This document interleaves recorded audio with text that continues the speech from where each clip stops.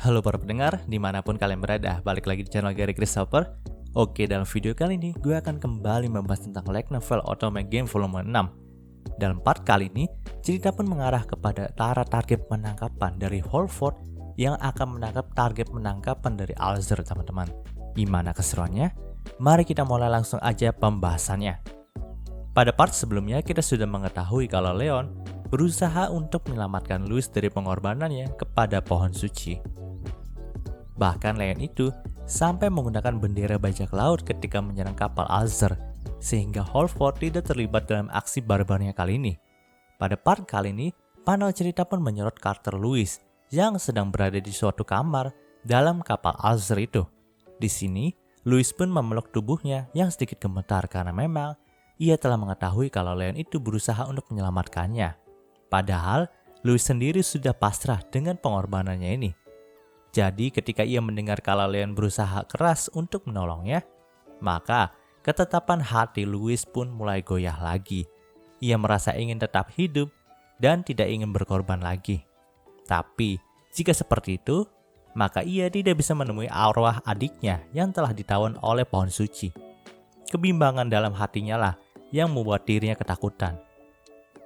Para pelayan yang berjaga di kamar Louis juga ketakutan. Namun mereka takut karena mereka itu sudah mengetahui tentang rumor kalau Leon adalah orang yang sangat kuat dan juga beringas. Oh ya, di sini Louis juga berkata kenapa Leon itu datang menyelamatkannya. Ia sudah pasrah dengan pengorbanannya ini, tapi kenapa Leon itu tetap menyelamatkannya? Namun, tiba-tiba saja Sergei itu datang dan memasuki kamar Louis. Melihat hal itu, Louis pun bertanya kenapa Sergei itu datang ke sini. Mendengar pertanyaan itu, Sergei pun berkata kalau ia ingin mengalahkan Leon tepat di depan matanya Louis. Sergei pun mengatakan hal itu sambil membuat senyum yang kejam kepada Louis. Setelah mendengarkan hal itu, Louis pun langsung mengatakan kalau ia sangat membenci Sergei. Louis juga mengatakan hal itu dengan tatapan yang sangat marah kepada Sergei. Namun di sini, Sergei pun menghilangkan ekspresi mengejeknya itu dan berkata kalau ia kesini hanya untuk menjauhkan pria itu dari Louis saja. Karena memang ini adalah tugasnya untuk tetap melindungi Louis sampai ke tempat pengorbanan di pohon suci. Yaps teman-teman, sebenarnya Sergei itu nggak membenci Louis, tapi memang sikapnya aja yang seperti itu. Nah di sini nampaknya Sergei juga enggan melihat Louis untuk mengorbankan diri teman-teman. Namun ia tidak mengekspresikannya secara langsung aja. Kan kita tahu sendiri kalau dulunya Louis adalah cinta pertama bagi Sergei. Tapi tetap saja Louis itu masih belum mengetahui ya kalau sebenarnya dulu Sergei itu sangat mencintai Louis. Bahkan Sergei juga ingin membantu Louis supaya Louis itu bisa lepas dari bayang-bayang adiknya. Ya jadi alasan Sergei membakar barang-barang kenangan Leon ketika mereka masih kecil itu agar supaya Louis terbebas dari rasa bersalah dan belenggu dari adiknya itu. Tapi memang caranya Sergei itu sedikit kasar. Jadi Louis pun salah mengartikannya dan berakhir membenci Sergei.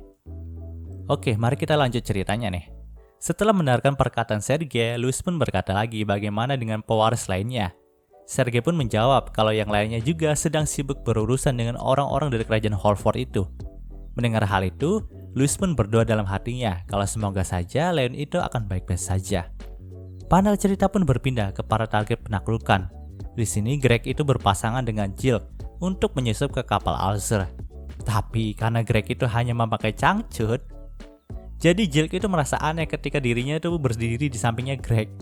Maka dari itu Jill akan selalu berada di beberapa langkah di belakang Greg. Alasannya ya jelas karena Jill itu nggak mau deket-deket sama Greg. Dan alasan yang kedua adalah Jill itu kan pemakai sniper tuh. Sedangkan Greg ada petarung jarak dekat dengan membuat senapan mesin. Jadi bisa dibilang ya mereka saling melengkapi satu sama lain gitu dalam penyerangan ini. Namun tetap saja di sini mereka itu hanya memakai peluru karet saja ya teman-teman untuk melawan tentara Alzer. Kalian juga sudah dikasih perintah oleh masternya kalau jangan sampai aksi mereka ini menimbulkan kerusakan parah ataupun korban jiwa. Selain Jill dan Greg juga, ternyata pasangan Chris dan Brad itu sudah berhasil menyusup ke kapal Alzer. Sedangkan Julius itu bertugas untuk menjaga Einhorn dengan menggunakan armor yang dibuatkan oleh Luxon. Nah di sini setelah menggunakan armor yang dibuatkan oleh Luxon, Julius itu menjadi sadar kalau saat mereka berlima bertarung melawan Leon dulu, Leon itu pasti masih menahan kekuatannya. Karena memang jika Leon serius melawan mereka berlima dulu, maka pastinya Julius dan gerombolannya itu sudah lama mati teman-teman. Ya mengingat armor yang dibuat oleh Luxon itu pokoknya bener-bener overpowered banget lah. Sampai Julius yang memakainya aja itu beneran kaget kalau armor dari Luxon itu melebihi performa dari armor biasanya. Oh ya, di sini yang akan menjadi lawan bagi Julius itu adalah Loic. Di sini Loic itu membawa armor dari keluarganya lagi. Memang secara kekuatan Julius itu berada di atas Loic, tapi Julius itu masih sangat waspada karena Loic bisa saja membuat armornya meledakkan diri lagi.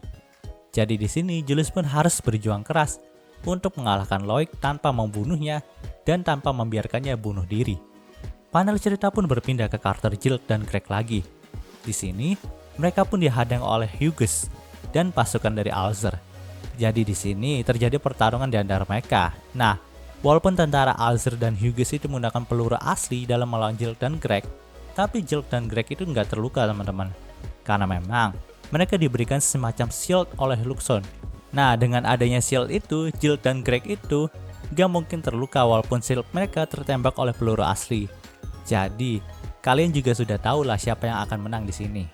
Yaps, Jill dan Greg itu dengan mudahnya menghajar para tentara Alzer dan Hughes.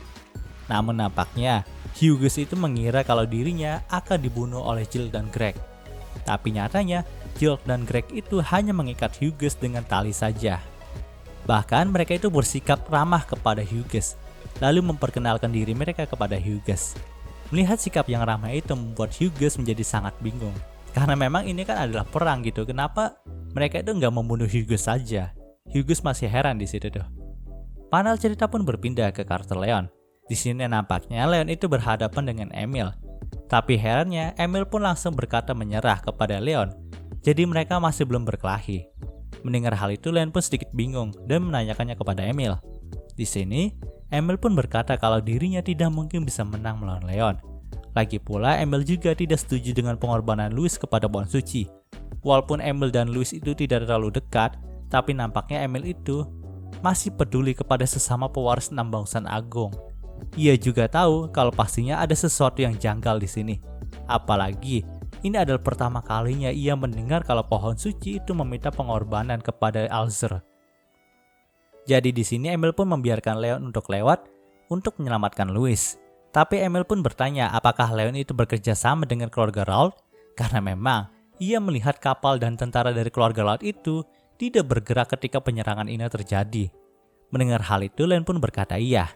Lalu Emil pun puas setelah mendengar jawaban itu. Emil juga berkata kalau Louis berada di kamar paling ujung lorong kapal ini. Tapi Sergei pasti berjaga di sana. Emil juga memperingatkan Leon kalau ia harus berhati-hati kepada Sergei, karena memang Sergei itu sangatlah kuat. Mendengar hal itu dari Emil, Leon pun berkata kalau ia akan menantikan duelnya dengan Sergei, karena memang ia juga ingin sekali menghajar Sergei sebelum menyelamatkan Louis. Lalu Leon pun bergegas ke tempat Louis berada. Setelah sampai di pintu kamar Louis, Sergei itu udah tahu kalau Leon itu sudah ada di depan pintu mereka. Jadi ia pun membombardir pintu kamar Louis itu dengan tembakan. Tapi kan Leon itu memiliki shield Luxon juga, jadi dia itu nggak terluka sama sekali. Lalu Leon pun mendobrak pintu kamar Louis yang sudah bobrok itu dan menembak pingsan seluruh pelayan yang ada di sana. Melihat Leon yang menembak dengan peluru karet membuat Sergei berkata kalau Leon itu terlalu naif, karena ini kan memang perang gitu. Tapi kenapa Leon itu tidak menggunakan peluru asli aja? Nah, di sini nampaknya Leon itu agak terprovokasi teman-teman. Jadi Leon pun langsung membuang senapannya dan melayangkan sayatan pedang miliknya kepada Sergei. Tapi Sergei pun dapat dengan mudah memblokir serangan dari Leon itu. Lalu Sergei pun memprovokasi Leon lagi dengan berkata kalau serangan Leon ini terlalu ringan. Kemudian Sergei pun menendang Leon sampai mental agak jauh dari sana.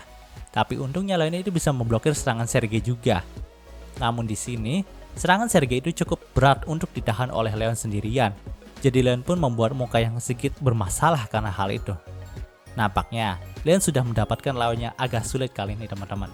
Jadi kita nantikan aja pertarungan Sergei versus Leon ini. Panel cerita pun berpindah ke karakter Chris dan Brad. Di sini, mereka sedang berhadapan dengan Narsis. Tapi nampaknya, Narsis itu seperti Emil yang menolak bertarung dengan orang-orang dari Holford. Juga menolak pengorbanan dari Louis. Jadi di sini Narsis pun membiarkan dirinya kalah oleh Chris dan Brad. Tapi di sini Narsis pun berkata kalau mereka itu harus membantu Leon, karena memang lawannya kali ini sangatlah berbahaya. Sergei adalah anak spesial yang diberikan kekuatan fisik luar biasa di Alzur ini. Bahkan nih, saat umur Sergei itu baru 15 tahun, Sergei itu pernah mengalahkan monster yang ukurannya 10 kali lipat dari tubuhnya. Namun setelah mendengarkan hal itu, Chris dan Brad pun tidak kaget sama sekali karena memang mereka masih mempercayai kalau Leon itu bisa menang dari Sergei. Lalu dengan kompak mereka pun berkata kalau Leon itu sangatlah mengerikan. Lebih mengerikan dari apa yang dipikirkan oleh Narsis. Dan akan selalu bisa membuat lawannya sampai kena mental. Kalau saja dalam pertarungan asli seperti ini, mereka akan kabur ketika berhadapan dengan Leon. Setelah mendengarkan hal itu, Narsis pun hanya bisa terdiam dan bertanya-tanya apakah hubungan mereka itu dengan Leon itu baik-baik aja atau enggak ya. Karena memang omongan Brad dan Chris ini bisa dibilang omongan yang memuji Leon, tapi juga omongan yang menjelekkan Leon juga gitu. Oke, mari kita lanjut. Sementara itu, Julius pun sedang berhadapan dengan Loic. Di sini sesuai dugaan, Loic itu kalah telak ketika melawan Julius, dan bahkan Loic itu turun dari armornya yang sudah bobrok itu, lalu menantang Julius dalam duel berpedang. Tentu saja Julius itu menerima tantangan dari Loic. Oh ya, di sini Loic itu sudah tahu kalau dirinya pasti akan kalah melawan Julius itu dalam duel pedang juga. Dia juga sengaja melakukan hal ini karena setidaknya dia itu akan mati ketika berperang dan mati di tangan putra mahkota kerajaan Holford gitu. Jadi setidaknya dia itu bisa mengembalikan kehormatannya sebagai bangsawan lagi. Itulah yang dipikirkan oleh Loic. Namun di sini, Noel itu nampaknya nggak setuju dengan pemikiran Loic itu. Jadi ia pun berusaha menghentikan aksi bunuh diri Loic itu. Tapi tetap saja Loic itu merasa kalau ia sudah tidak pantas hidup lagi. Apalagi dia juga telah menyakiti Noel. Di sini nampaknya Julius itu mengerti dengan penderitaan dari Loic. Jadi ia juga siap untuk menjadi eksekutor bagi Loic. Tapi saat Julius ingin menebas Loic, tiba-tiba saja Mary itu datang dan memukul Loic duluan. Ia pun berkata kalau sangat konyol bagi Loic jika ingin mati seperti itu. Jika Loic telah melakukan kesalahan, maka ia bisa menebusnya selama ia masih memiliki kesempatan untuk hidup. Di sini Mary pun berkata lagi, hiduplah dan tebuslah kesalahanmu. Maka dengan hal itu nantinya kau akan mati dengan kebanggaan. Setelah mendengarkan perkataan itu, Loic pun menangis sejadi-jadinya. Nampaknya kata-kata Mary itu telah sampai ke dalam hatinya Loic. Namun di sini Julius pun melihat kalau ada armada perang dari Alzur yang dipimpin oleh Ferdinand mendekat ke arah mereka. Jadi ia pun menaiki armornya lagi dan bersiap untuk melindungi Einhorn. Nah di sini Julius itu sempat berpikir kenapa Ferdinand itu berani-beraninya loh sampai menantang Einhorn dan armor yang dibuat oleh Luxon gitu. Padahal kan Ferdinand juga udah tahu kekuatan dari Leon itu sangatlah mengerikan. Dan mungkin aja Ferdinand itu gak bisa menghadapi kapal Einhorn ini sendirian ya. Jelas lah kan wilayah Palfiel dari Pierce aja itu kan sampai hancur berantakan gara-gara Einhorn aja. Tapi kita lihat aja nanti kelanjutannya deh. Oke, mungkin seluruh pembahasan dari Otome Game Volume 6 part kali ini. Jika kalian suka video ini, jangan lupa untuk like, komen, dan juga subscribe ya, dan juga share agar gue lebih semangat lagi dalam membuat video dalam channel ini. Terima kasih telah mendengarkan sampai detik ini. Gue Gary Christopher, signing off.